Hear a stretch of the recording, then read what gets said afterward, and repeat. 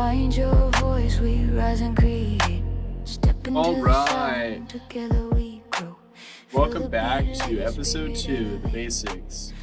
Audacity Basics, editing, levels, and cleanup. So, you got left with essentially understanding how microphones work, understanding which kind of microphone does what for what environment, how those environments affect each microphone, and how sound is able to get within the microphone and translate over. You're able to find out that your microphone is in fact on Windows and it's showing up. So now what we're going to do is we're going to get into Audacity, but first we are going to download Audacity. We're going to come into here. We're going to go into the Audacity downloads. This is primarily for Windows users, but it is also good for Mac and Linux. You're going to come into here into the 64-bit installer. Now there are 32-bit. Almost all PCs are 64-bit that are within a modern realm. Essentially, if you have Windows 10 or Windows 11, you're probably a 64-bit, but there are some exceptions to the rule. So what we're going to do is we're going to come into settings and we're going to figure out what your system has. The way you do that is you're going to come into the settings, go into system, scroll all the way down. You're going to see the about. You can come into here. You're going to be seeing this about page, and it will show you the 64-bit operating system right here. It'll also show you your system as far as CPU, RAM, all that fun stuff is all in the about deal. So that's what this is. Then, now that you know that it has 64 or 32-bit, if it's 32-bit, just do the same thing, but instead of the 64, it's 32. You're going to have a download. You're going to click download. It's going to bring you to a separate thing altogether. Just remember, Audacity is free. If you are buying Audacity, you are not buying it through the Audacity team. Proper one will be linked in the YouTube video as audacityteam.org. Now, they will try to get you to do a cloud storage system for their Audacity. That's up to you. If you want to do that, that's cool. I have it easier to do where I have it locally saved to my own cloud. So it's different for me. But however you want to do it, you're going to do continue. You're going to come into here. It might auto prompt you to log in. I would just do it. It's easier if you just have a login. It's really simple. You can do a normal email, or you can do like a Google Chrome's email, and it just immediately logs you in and you have a profile immediately as is. You're going to scroll all the way down after you do that. You're going to come to this bottom right corner where it says download Audacity. You're going to come into here and you're going to do 64-bit installer. And then you're going to click download. It should pop up in the right top corner, just like it did there. Once you have that Audacity in there, you're going to click on it. So let's go here. It's going to prompt you on whether or not to say yes or no. You're just going to say yes. When you come into here, if you have any questions that I'm not really covering very well or something specific to you, like a Mac or a Linux version, you can go into the support.audacityteam.org and go over to their support system. You can also download this in the Microsoft Store page. There is no true version for Android or any sort of phone version of Audacity, at least nothing official through the Audacity team. Once you get going, you're going to have to say yes to it as it prompts. You're going to do English if you're English speaking. If you're not, do a different one than that. You got to pick your own language. Click next, then you're going to choose your file. Usually default is just fine. C drive is your primary drive. That's what it's on mine. It's going to run best on a C drive. If you have another drive you want it on, cool, great. Just know that if it's not a SSD drive of any kind, you're going to do create a desktop shortcut. If you want that, that's cool. I don't have one. I usually do everything on my taskbar. So that's up to you on what you want to do with that. You're going to click install. It's going to install. Then you're going to, if it's not already by default clicked on the launch Audacity, I recommend just having it there. So as soon as it's finished, it'll launch it. It will show like this. All right, so my layout's going to be slightly different than your layout. The reason for that layout difference, real simple, the fact that I've moved all the time-lapse stuff up to the top is the only difference. So all the snapping, the sections of when the timestamps are all going to be, the tempo, all that stuff, that's all been moved up to the top, normally on the bottom, so that you can see it all. First things first, you're going to come over here to the edit, and you're going to do preferences. Now you could just click Control P. So you're going to have audio settings. You're going to come over here. You're going to see your playback device. That's going to be your output device. You're just going to choose the output device you want it to go to. That is, if it's a default, you just want it to be default. That's going to be your Microsoft Sound Mapper, and then your recording. So what you're recording through.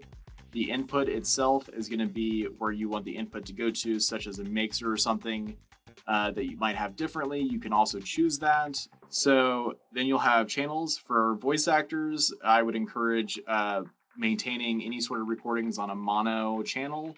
One, for simplicity purposes, and two, it's unnecessary for it to be on a stereo. Unless you're doing some sort of guitar or drums or some real special setup, mono is a good default.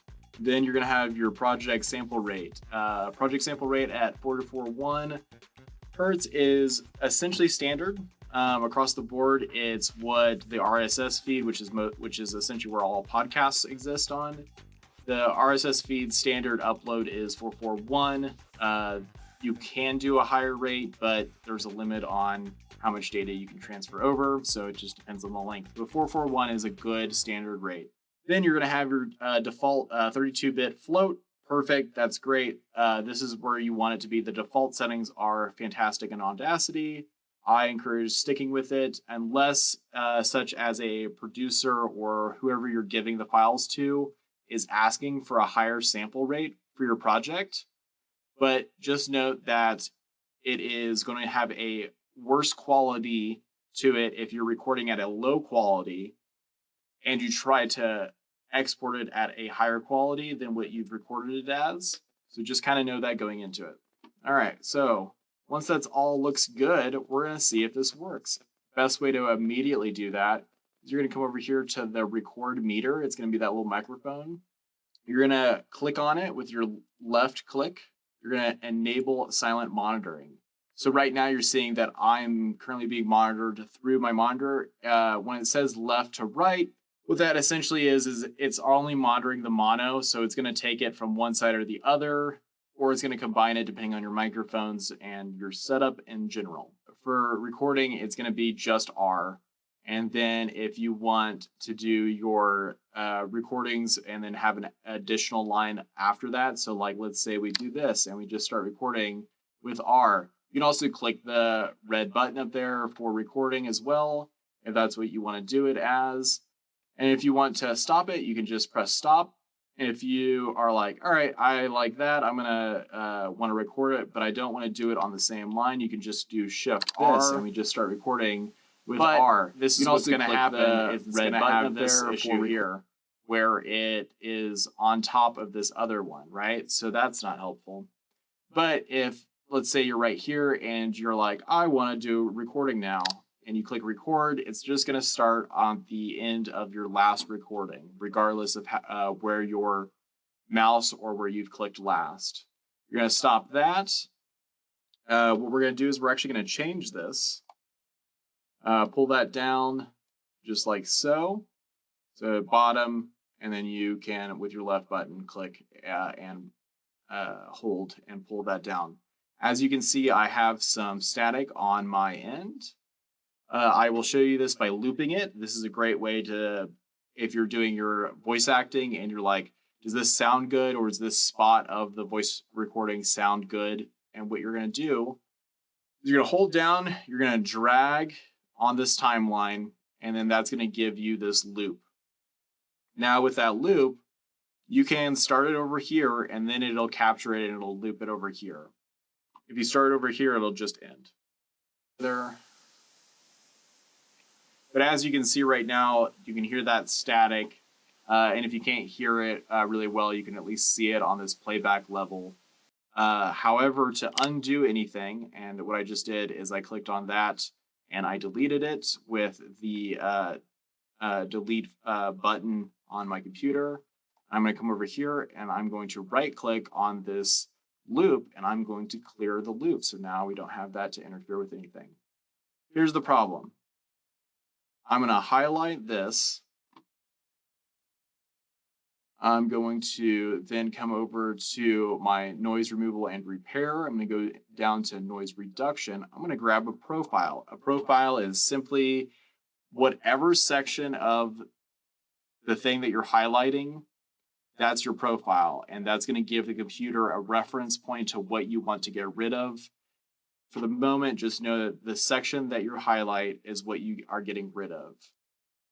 Now, this will change how your voice sounds, specifically the background of your voice, and I'll show you what I mean by that. So for reference point, let's listen to it again. You can also click the red button up there for recording as well, if that's what you want to do it as, and then you can click. But now we're going to remove that background. Now there's some options you can do. You can just do Control R, which is essentially just repeating. You're repeating what you've just done, which is that noise reduction. And for the noise reduction part, once you got that sample, you can just repeat after that. But if you don't want to do that, you can come back into the noise reduction by dB. So it's going to reduce it by 8, and it's going to be a sensitivity of 4.51. These are standard. I would leave it as that. These are good enough because you can do this multiple times, and it's no different than doing it just once. All right, so what we're going to do is we're going to click OK. And as you can see, it has removed it slightly, but not completely. And then we're going to do Control R. And we've repeated that exact same action. Now we're going to come in here and we're going to listen to it. With R, you can also click the red button up there for recording as well, if that's what you want to do it as. And then you can click S. All right, so as you can hear, there's no more static on that, and sounds a lot better than what it did beforehand. Messing with your audio, it will create other distortions. The best way to do things is to make sure that you don't have to do any sort of reduction or audio noise cancellation or anything at all, and it's a great clip from the get-go. And so what I'm going to do here is I'm going to open up a recent file. The recent file I'm going to open up is Buck from the Voice Support Community's podcast, and we're going to drag this over here. We're going to unmute this. We're going to change to logarithmic so you can see more detail. And what I'm doing is I'm hitting the center button so that, as you see the line here hitting, that line is where this is going to be targeted to. So every time I zoom in over here on this left top corner, I'm going to zoom in by clicking on it, or you can do Control 1, either or. And as you can see, I have done that. And now we are well zoomed in to this image. And as you can see, there is no noise here. And so, for instance, because we are quite a ways zoomed in, I'm going to have quite a long drag for my loop, but it's not going to have a lot of information in it. It's all connected, I'm telling you. Anyway, well, Randy's off infiltrating the North Pole, and I'm... So you see how there's really no significance in the issues when it comes to that sounding like it's in a bathroom or anything like that. That's just simply because I have clean audio. And a clean audio has no background noise. Are you going to have some background noise? Yeah, there's going to be some breathing, or something's going to get tapped, or like one of the issues I was having in this audio recording is My microphone was sensitive enough to pick up, the condenser was sensitive enough to pick up the movements on my floor as I walked. So just kind of know that those things will sneak in here and just be aware of them. But that's what it should look like, that clean audio. It'll be really spiky. It won't be very smooth. And it's not a bad thing. That just means that your audio is hitting where you're wanting it to at that exact moment. And the ideal circumstance is for your audio to have between, you want to aim for that -18 to -12 range. And what I mean by that aiming is, I mean that the vast majority of your top levels should be hitting at least above that -18. I would recommend re-recording anything that's below a -18, because anything that you have less of, that means that there is less data. The less data that there is, the less that anyone can do with it. In some circumstances, it's actually better if it's more loud. By loud, I mean the higher that negative dB is, the better off you are. Though you can go too far with that. So, for instance, what we're going to do is, to make this officially clip, is I'm going to crank up the amplification by quite a bit. And I'm going to put allow clipping. Don't do that. This is just for a demonstration. All right, now we can see that this is garbage.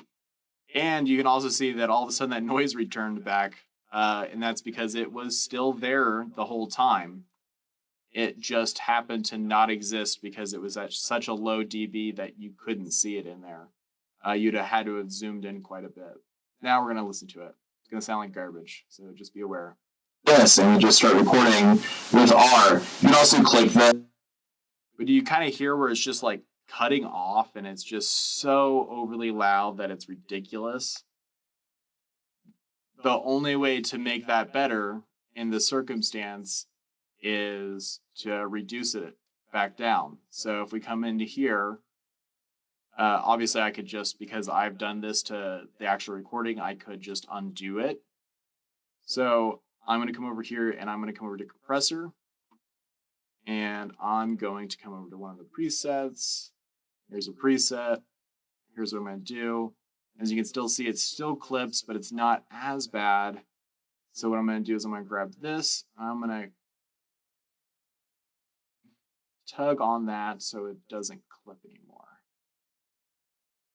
Now, this isn't going to be great. It's going to be slightly better. There's a difference between having a good audio clip like that last one I showed you and something that is just being fixed. This, and we just start recording with R. You can also click the red button up there for recording as well, if that's what you want to do it as. Now, is that great? No, it's terrible. But at the very least, you can hear what I'm saying. Here's where this becomes a problem. If you record at too low of an audio level, so I'm going to artificially lower my level to like 33%. So that when I record, it's really hard to hear and it almost doesn't even show up in the amplification. And I'm going to actually bring this up a little bit to 44 to see if that makes a difference, to 57 to see if that makes a difference. Let's bring it all the way to 76. Oh, you can barely see it now as I yell into the microphone. Let's see what that sounds like, though. So that when I record, it's really hard to hear. And I don't even know if you can hear this until I actually bring this up, friends. Let's bring it all the way to 76. Oh, you can barely see it now. Here's the problem. And here, well, you can go to logarithmic dB to show you. One, can't really see the noise anymore that we both know is on here somewhere. And the static is. But because it has such a low recording, it doesn't even pop up here. Which is not a bad thing. It's also one of the ways you can get rid of the static. But the problem is none of this stuff is really useful. Like, let's go over here and let's amplify this side of this. So we're going to come over here. We're going to go with the amplification. It is, so when you click on amplification, we're going to remove the allow clipping part. When you go to the amplification, it is recommending, it'll have a recommendation of how far to bring that up in dB. And so it's recommending to bring it up 43 dB. That's how far it wants to bring it up. But that's going to put the peak amplitude at exactly 0. And as we all know, we don't want that. Ideally, I like to start at about a 12, negative 12 dB to see where we're setting. You can also just half whatever the amplification is in dB to kind of get a good part, because you want to gauge it one step at a time. Now, let's look at this. So, I would like to show you a big difference here. And this is a great way to show data. All right, so now I'm recording at a normal level and where it probably should have been to begin with. As you can see, let's look at this data. So I'm going to actually reduce this. And so you can pull these sides, and you're actually not removing it, like it's not a cut itself. It's just you're removing that side. It acts as a cut once you've exported, but it is in fact not a cut. So you're going to go into this. Now, because we've amplified it, but it recorded it at such a low level that the amplification is very blocky. And we'll go into this in the video 3 way more, but essentially just know that the less data you have, the less information you have to pull from when you're adjusting things. So essentially what that means for you is this becomes extremely less usable than this other one. Example, do you see how this is almost a wave? It's trying to be a wave, but it's still blocky, mind you, but it looks more like a wave, whereas this is just hieroglyphic blocks. We go in and see how much smoother that is. And so we highlight. That's a very different outlook. So that's essentially why it's important to make sure that your levels are good and within that good range of that negative 12 to negative 18 range at a minimum. When I'm editing and I come over to my compressor, which is usually what I go to first when I do any sort of voice, just to make sure that all the voices that are in the production are the same level, is I'll go into the voiceover primary, which has a threshold of dB -3. So that's the max I'll allow your voice to hit is -3. And and then I'll have a makeup gain of -1.5. And the reason I have that is I anticipate having them at a higher level. And that's about my cutoff for voiceover stuff is -3 dB. That's my personal preference. That's what I found to be ideal. I've seen people do it at 6. I've seen people do it at 8. But I would probably target your main stuff to that -18 to the -12, and then any of your peaks shouldn't probably be hitting above that -3 dB, and definitely shouldn't be going above your 0. Yep, and then real quick, we're just going to go over some trimming stuff. So like when you trim, this right here is you just trimming that single line back, but the data is still there in the software. So you can pull it back if you want, vice versa for the other side. So all that's still there from earlier. And then if you want to cut something, you can either highlight this and then do a right click and then cut it, and it'll do this action. Or what you can do, and I'll do Control Z to bring that back. What you can do is you can come up to here, anywhere in here with selection tool, and you can just come into here and you can go split clip. And this will split it, and then this data still exists for over here. The data over here exists, all that stuff. So those are just kind of some general stuff. So if you don't want to completely remove that data, you can come over here and you can put that together.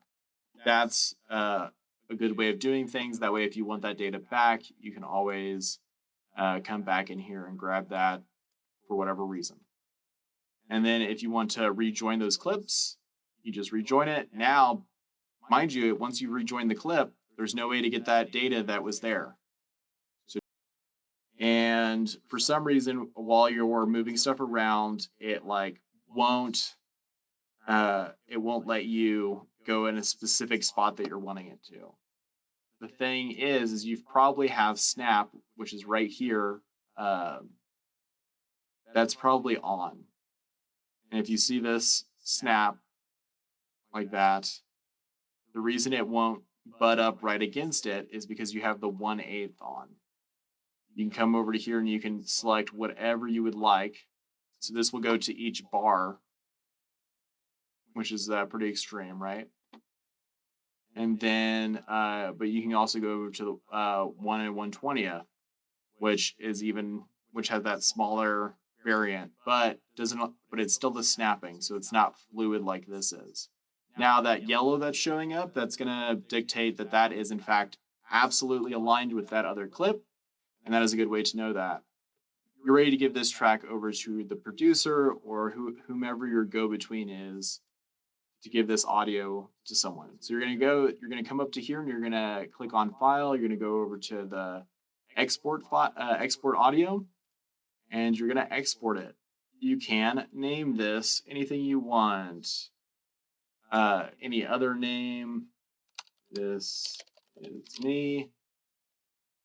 And then you can click over here and change your formatting. So there are lots of formatting options. There's even an uncompressed file format.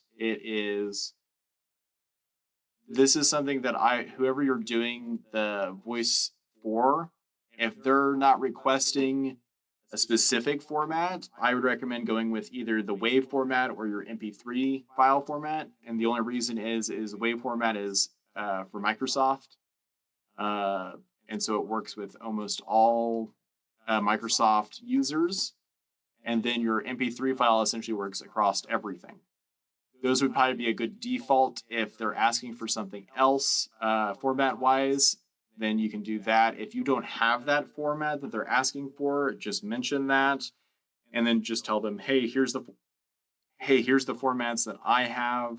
What can I do? That sort of thing. They might request a specific sample rate. Industry standard sample rate is 441. I don't recommend going below 441 on your hertz for exporting. Again, just as this low sound will give you less quality once you've raised those levels up, your sample rate also kind of is that same dictating of your data. So the less sample rate you have, the less data that there is, which again means that the quality itself is poor, the lower you are. Your bitrate mode, I would just do that as a preset because it's going to have everything there. If something's wrong with it, I would just put it on consistent bitrate mode, and then I would export it as an extreme. You can do less than that, but honestly, extreme on the 220 to 260 kilobits per second is good enough for most people. If they want it at a higher rate or in quality, they can ask for that. For the WAV format, it's going to be encoded in a bit format. 32-bit is a really good quality industry standard. That's where I usually use is the 32-bit float or the 32-bit PCM. You're going to have more sample rate options at a higher rate for samples. Again, we recorded this at the 441 hertz. So if you are wanting a higher rate, it can export it as that, and it will kind of work. But again, if you're recording and you need that higher hertz rate as a sample rate, I recommend recording at that rate and then exporting it at that hertz that you're wanting to give to the producer. Save the project. So if you're not done with this and you need to save your project, this is just as simple as saving any other file. The benefit of saving it like this and not saving it as an export, however, is that you're saving it as the raw format of that file. And so you go over to Save Project As, it'll bring up just like anything else. You can put it in whatever folders you're wanting to, and it will save it as the file name that you put there. But back to that export. So you've gotten everything, you know what your file name is going to be, all that formatting, all that fun stuff. You go over to one of the cool features for Audacity is you can mess with the metadata in your tags. This is when you're looking at a file in any file, you see all those tags where it has like the person who created it or the artist or the track title and all that stuff. This is that. This is where they're putting all those values in. So when you have the artist name, you can put in your name, you can put in the track. Usually what I do is I usually put in artist name and year. If it's not a specific requirement or there's nothing that I need for those other ones, I usually don't do anything with them.